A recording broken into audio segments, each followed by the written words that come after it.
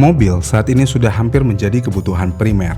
Mungkin di era 2000-an awal, mobil hanya masuk dalam kategori kebutuhan sekunder. Tapi saat ini semua orang membutuhkan mobil. Kenapa? Ya walaupun menggunakan mobil di Indonesia khususnya di kota besar cukup merepotkan dan memakan waktu banyak, tapi setidaknya menggunakan mobil kalian akan terbebas dari panas dan hujan. Apalagi saat ini sedang pancaroba, jam 11 panasnya minta ampun, jam 12 siang hujan badai. Kalau naik motor ini sangat merepotkan, kalau naik mobil ya bukan menjadi masalah. Paling cuman bete aja kalau mobil kalian habis dicuci karena seketika langsung kotor. Iya kan? Namun di luar dari itu semua, mobil bisa menunjang gaya dan jiwa sosialita.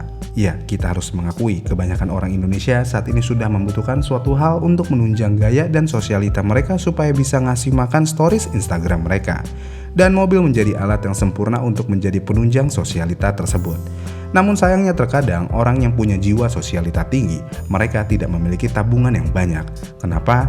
Ya karena biasanya uangnya hanya akan habis untuk membayar cicilan iPhone, cicilan makanan mewah, cicilan beli tiket konser, dan cicilan mobil itu sendiri. Ya, cicilan entah kenapa menjadi daya tarik utama untuk kebanyakan orang Indonesia saat ini. Bahkan di kasus kali ini yaitu mobil, dalam 5 tahun terakhir pembelian mobil baru terjadi dengan cara dikredit alias dicicil. Bahkan persentasenya sampai 70% dari total penjualan mobil dibeli secara kredit, yang berarti hanya sisa 30% aja pembelian secara tunai. Dan kalau kita hitung rata-rata dalam 1 tahun jika penjualan mobil berada di 1 juta unit, berarti ada 700.000 orang Indonesia yang terjerat hutang kredit selama beberapa tahun ke depan. Namun yang jadi pertanyaannya adalah kredit mobil itu langkah cerdas atau langkah bodoh? Oke, kita analogikan dulu kredit itu seperti pisau, yang mana pisau bisa dipakai untuk memasak, bisa juga untuk melukai. Yang berarti semua ini tergantung siapa yang menggunakannya dan tujuannya untuk apa. Kasarnya, orang yang tahu cara mengelola uang akan melihat kredit sebagai jembatan untuk mempercepat langkah, sementara orang yang impulsif akan terjebak di sisi bunga dan cicilan. Dengan kata lain, mungkin kalian pernah berpikir atau pernah mendengar, untuk membeli suatu mobil daripada nunggu tabungan cukup, mending beli kredit aja. Apalagi ada DP kecil, cicilan ringan, dan mobil bisa langsung dibawa pulang. Tapi apakah pemikiran tersebut salah? Sebenarnya nggak benar dan nggak salah juga. Intinya ketika seorang membeli mobil secara kredit sebenarnya dia sedang membeli waktu. Ya, waktu. Karena dengan uang muka atau DP 20-30%, dia bisa langsung menikmati mobil yang mungkin nilainya ratusan juta rupiah. Dan mobil itu bisa langsung dipakai kerja, dipakai untuk bisnis atau sekedar memenuhi kebutuhan keluarga. Tapi konsekuensinya dia harus membayar bunga ke pihak leasing atau bank selama beberapa tahun ke depan. Namun masalahnya ketika seorang tidak menghitung total biaya yang dia keluarkan.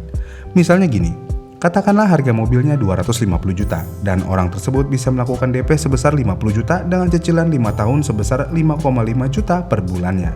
Jika dilihat sekilas hal ini terlihat ringan, tapi kalau dijumlahkan selama 60 bulan, total uang yang keluar jadi sekitar 330 juta, yang berarti ada sekitar selisih sebanyak 80 juta rupiah hanya untuk bunga dan biaya administrasi aja. Tapi kan wajar lah, ada plus 80 juta rupiah secara kita beli kredit. Dan pihak leasing adalah perusahaan, bukan badan amal. Jadi ya seharusnya sah-sah aja. Memang benar, sah-sah aja. Tapi hal yang sering dilupakan adalah mobil adalah aset yang menurun nilainya, bukan bertambah. Yang berarti begitu keluar dari showroom, nilainya langsung anjlok 10-15%. Lalu selama 5 tahun nilainya bisa turun 40-50%. Itu ibaratnya kalian bayar 2 kali untuk sesuatu yang nilainya terus hilang. Yang pertama kehilangan uang karena bunga, dan yang kedua kalian kehilangan uang karena penyusutan.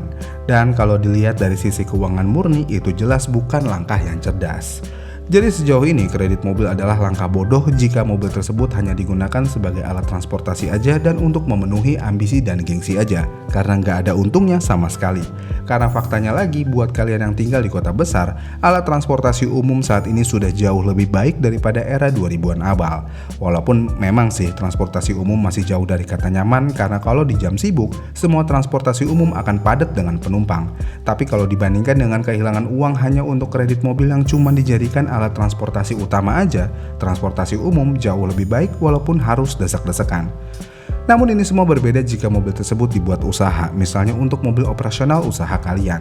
Walaupun kalian terjerat hutang dan nilai asetnya juga menurun, tapi setidaknya mobil tersebut bisa membantu bisnis kalian semakin lancar dan berkembang. Dan jika melakukan kredit untuk produktivitas, tentu aja itu bukan suatu masalah. Lalu bagaimana dengan kredit mobil terus mobil tersebut untuk dijadikan taksi online? Yakin mau jadi taksi online dengan cara kredit mobil saat ini?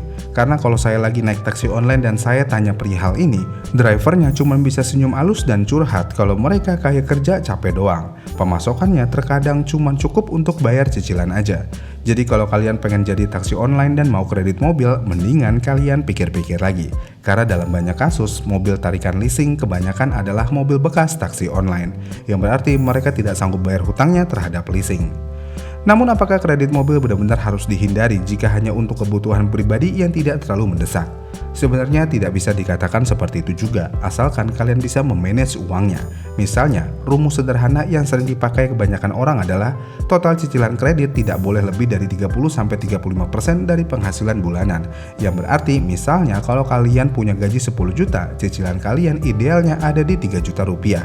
Tapi sayangnya memelihara mobil bukan berarti pengeluaran utama kalian cuma di kredit aja, karena pengeluaran lainnya akan bertambah. Misalnya uang bensin, uang tol, uang parkir, sampai uang perawatan mobil itu sendiri. Ya memang mobil baru masih bebas perawatan untuk beberapa tahun ke depan, tapi setidaknya ganti oli akan dilakukan setiap 5.000 km atau 6 bulan sekali, mana yang lebih dulu. Hal ini yang terkadang menjadi lingkaran setan hancurnya keuangan. Namun ada cara lainnya agar kredit bisa menjadi langkah yang cerdas. Misalnya kalian punya uang 300 juta dan kalian ingin membeli mobil seharga 300 juta, tapi kalian memutuskan untuk kredit dengan DP 100 juta dan sisa uangnya yaitu 200 juta akan dijadikan investasi. Di atas kertas, langkah ini adalah langkah yang paling cerdas. Tapi yang harus dipikirkan lagi adalah investasi apa yang zero risk dan bisa menghasilkan setiap bulannya. Cryptocurrency. Nafsu main di future, bukannya untung malah buntung. Saham. Saham itu jangka panjang, bukan jangka pendek dan tetap ada resikonya. Investasi ke teman. Ya namanya investasi tidak bisa langsung dinikmati di bulan pertama. Minimal 3 bulan baru bisa dinikmati sesuai dengan kesepakatan. Ya walaupun langkah ini terlihat cerdas dan menjanjikan, tapi tetap aja semua ada resikonya. Tapi di luar dari ini semua, sebenarnya membeli mobil secara kredit apapun alasannya itu ada untungnya juga. Yang mana nilai uang saat ini akan lebih berharga daripada uang di masa yang mendatang. Maksudnya gimana? Misalnya uang 1 juta saat ini nilainya akan berbeda dengan uang 1 juta 5 tahun mendatang. Sebagai contoh, saat ini dengan uang 1 juta kalian bisa membawa istri dan anak kalian ke mall dan bisa makan dan bermain di mall. Namun 5 tahun ke depan mungkin untuk merasakan hal yang sama minimal uang yang dihabiskan adalah 1,5 juta rupiah atau lebih. Nah, dari segi kredit juga seperti itu. Jika bunga kredit tidak terlalu tinggi dan kalian bisa memanfaatkan mobil kalian untuk sesuatu yang produktif, kalian sebenarnya mengalahkan efek waktu. Yang berarti kalian bisa memanfaatkan nilai uang sekarang untuk keuntungan lebih cepat. Jadi kesimpulannya, kredit itu alangkah cerdas atau bodoh. Kalau hanya untuk menjadi alat transportasi, kredit mobil adalah hal yang bodoh. Tapi kalau untuk produktivitas, maksudnya untuk operasional bisnis kalian, bukan hanya produktivitas berangkat dari rumah ke kantor, kredit mobil mungkin langkah yang cerdas. Tapi satu hal yang pasti jika kalian mau membeli mobil secara kredit, jangan pernah membeli mobil bekas secara kredit. Kenapa? Yakin mau kredit mobil bekas? Udah ada cicilan bulanannya, yang namanya mobil bekas ada aja part yang harus diremajain. Kasarnya pengeluaran kalian jadi 3 kali lipat. Pertama bunga, yang kedua nilai penyusutan, dan yang ketiga perawatan mobil yang cukup banyak. Dan kalau dilihat data yang ada, secara umum lebih banyak mobil bekas yang ditarik oleh leasing daripada mobil baru. Dan ini adalah realitas yang pilu. Niat hati mau berhemat membeli mobil bekas karena cicilannya lebih ringan, tapi pengeluarannya malah terkesan lebih besar untuk meremajakan mobil tersebut. Iya kan? Jadi kalau mau beli mobil bekas, usahakan tunai dan jangan tergiur dengan harga kredit yang lebih murah daripada harga cash. Karena kalau dihitung pada akhirnya harganya jauh lebih mahal daripada harga cash. Dan yang pasti kalian tidak otomatis dapat asuransi seperti halnya mobil baru. Jadi kalau mau asuransi sekalipun, kalian harus mengajukannya lagi dan biaya bulanannya akan semakin besar. Ya intinya nggak ada untungnya sama sekali dengan membeli mobil bekas secara kredit, apapun urusannya. Gimana nih menurut kalian? Kredit adalah langkah cerdas atau langkah yang bodoh? Komen di kolom komentar di bawah ya, dan sampai jumpa di video selanjutnya.